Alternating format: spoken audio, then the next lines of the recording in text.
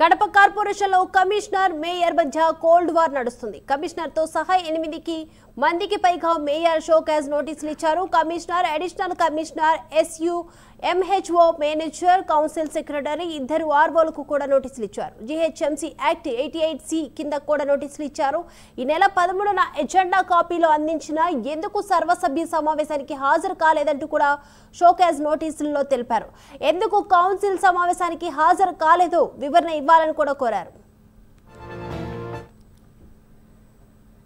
ఇక ఈ అంశానికి సంబంధించి ఓవరాల్ అప్డేట్స్ అందించడానికి మా ప్రతినిధి సుధీర్ సిద్ధంగా ఉన్నారు. Sudheer, good evening Deepika. ముఖ్యంగా చూస్తూ కనుక కడప కార్పొరేషన్ లో అయితే కనుక కోల్డ్ వార్ నడుస్తుందని చెప్పుకోవచ్చు. అయితే మనం చూసుకోవచ్చు, ఏదైతే నిన్న దినం కూడా పూర్తి స్థాయిలో కూడా కడప కార్పొరేషన్ సంబంధించినటువంటి సర్వసభ్య సమావేశం కూడా నిర్వహించడం జరిగింది. ఈ నేపథ్యంలో కూడా అటు మేయర్ అలాగే కడప ఎమ్మెల్యే మాధవరెడ్డి ఇద్దరి మధ్య కూడా కుర్చీల వార్ నడుస్తూనే ఉందని చెప్పుకోవచ్చు. అయితే నిన్నటి ఉదయం మనం చూసుకుంటే కనుక ఏదైతే కౌన్సిల్ సమావేశంలో ఎమ్మెల్యే మాధవరెడ్డి అలాగే కౌన్సిలర్ మనోజ్ రెడ్డి అలాగే మున్సిపల్ శాఖకు సంబంధించిన అధికారులందరూ కూడా 4వ ఫ్లోర్ లో కూడా వేచి ఉండడం జరిగింది.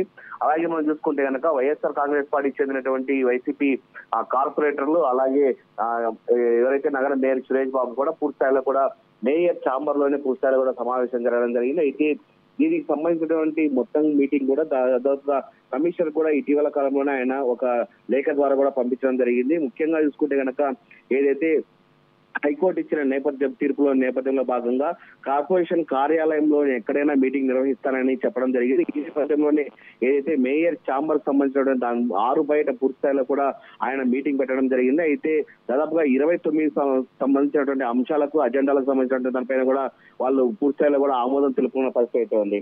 అయితే ముఖ్యంగా చూసుకుంటే కనుక ఈ మీటింగ్ కి అటు కమిషనర్ అటు అధికారులు ఎవరు పాల్గొనలేదు, అలాగే ఆయన దగ్గరికి వచ్చి మాట్లాడే నేపథ్యంలోనే ఇవాళ ఏదైతే కార్పొరేషన్ సంబంధించినటువంటి GHMC యాక్ట్ 88C కింద కూడా ఈ రోజు అయితే కనుక Kadapa mayor Suresh Babu commissioner notice పంపించారు. దీంట్లో ముఖ్యంగా చూసుకుంటే కనుక కమిషనర్ అలాగే అడిషనల్ కమిషనర్ అలాగే SG అలాగే MHO అలాగే మేనేజర్ అలాగే కౌన్సిల్ సెక్రటరీ మరియు ఇద్దరు ఆర్ఓలకు కూడా నోటీసులు పంపించడం జరిగింది.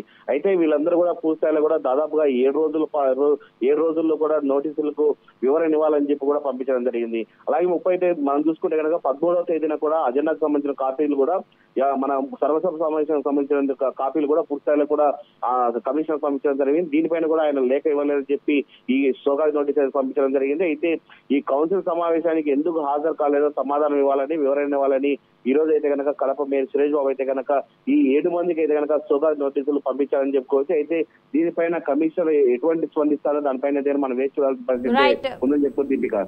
Right, thank you Sudheer.